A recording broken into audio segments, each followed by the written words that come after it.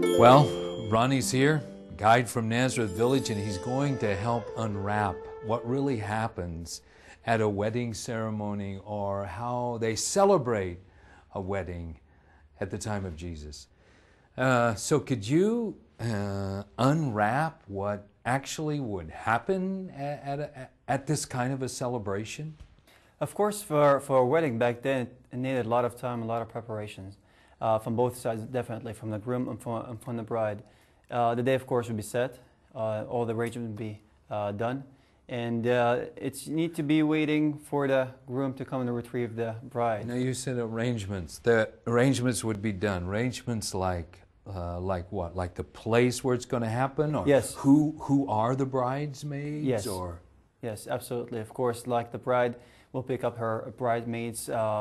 10 of them would be helper, let's say helpers for her. Is it 10?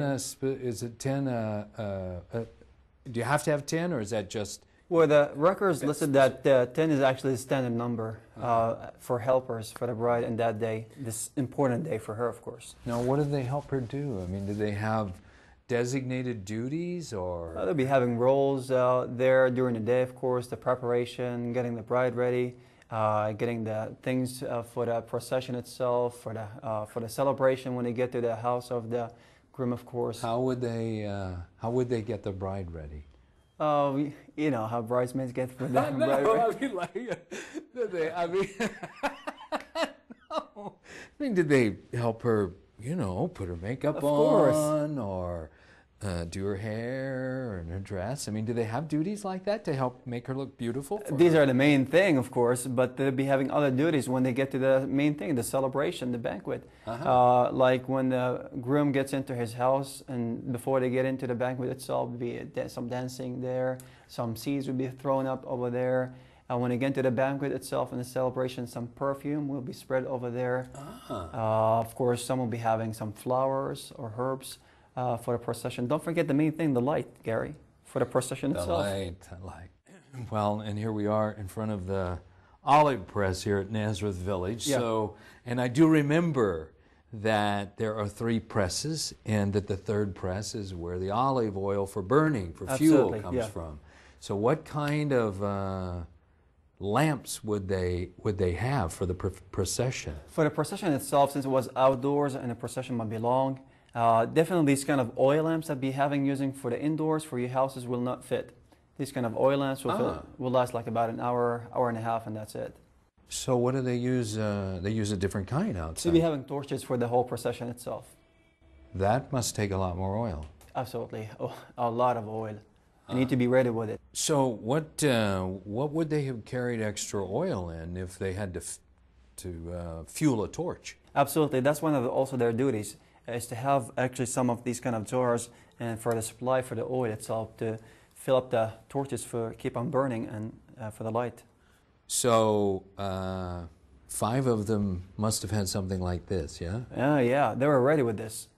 They were ready for the supply. Is this an expensive thing to have this much fuel to?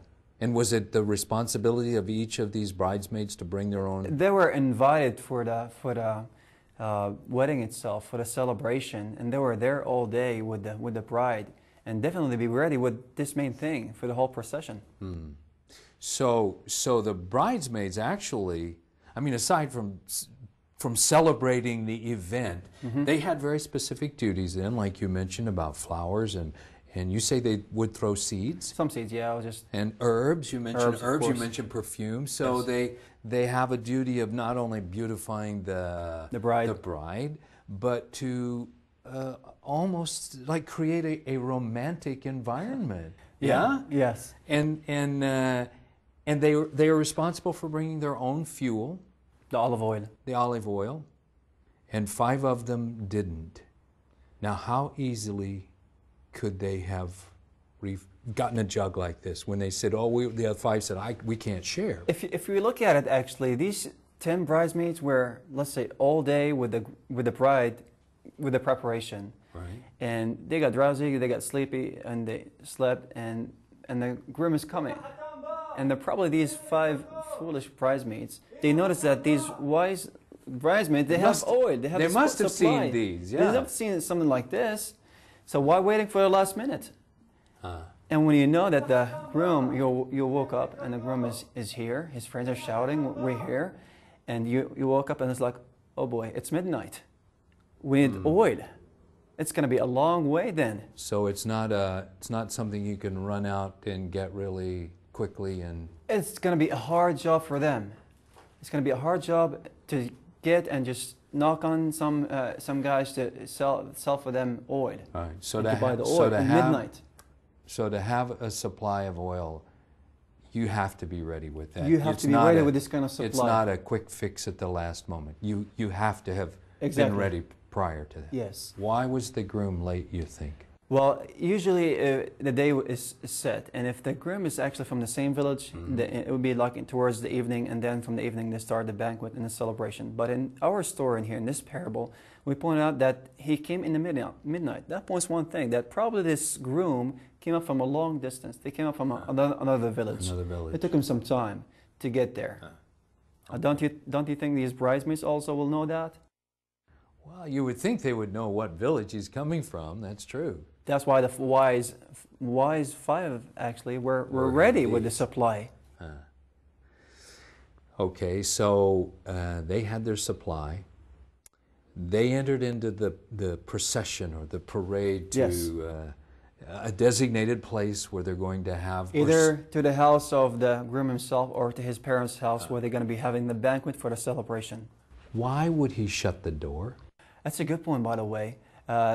How was back then in the customs and weddings? If he's wealthy and his family is wealthy, so everybody's invited to this banquet itself. And of course, these 10 bridesmaids were also invited. But notice one thing. When the groom comes in to retrieve his bride, these 5 foolish bridesmaids were out of the scene.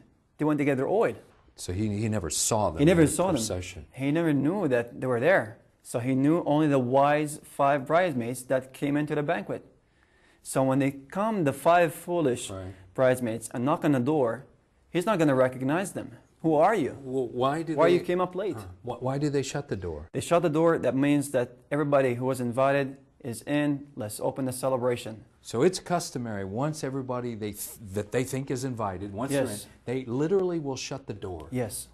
And so if anybody comes after that... You stay out. Well, 2 things. Go ahead. Jesus said that this story was about the kingdom of heaven, his Father's kingdom. So he was drawing a spiritual analogy through the whole story. Definitely. What would the oil mean to you? What would that mean to you? What would be the spiritual lesson that you would draw from this? Readiness. Readiness. To be ready with the oil for it and with a good supply.